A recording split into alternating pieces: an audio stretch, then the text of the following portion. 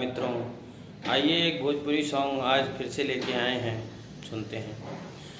अरे हे गोरिया हमरा से प्यार कब करबू, हे गोरिया हमरा से प्यार कब करबू, हे गोरिया हमरा से प्यार कब करबू।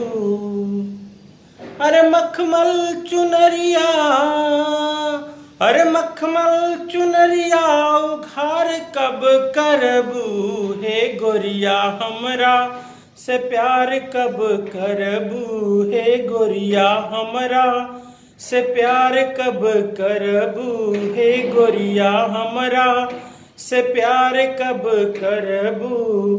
तोहर प्रीतिया के असरा लगवली, तोहर प्रीतिया के असरा लगवली, कि अखिया भइल बा हमार।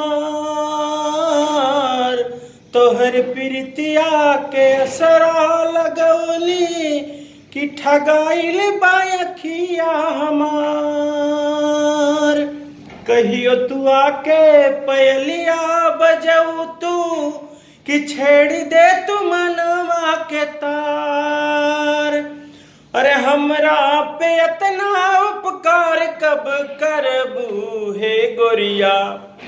अरे हे गोरिया हमरा से प्यार कब करबू, हे गोरिया हमरा से प्यार कब करबू, हे गोरिया हमरा से प्यार कब करबू।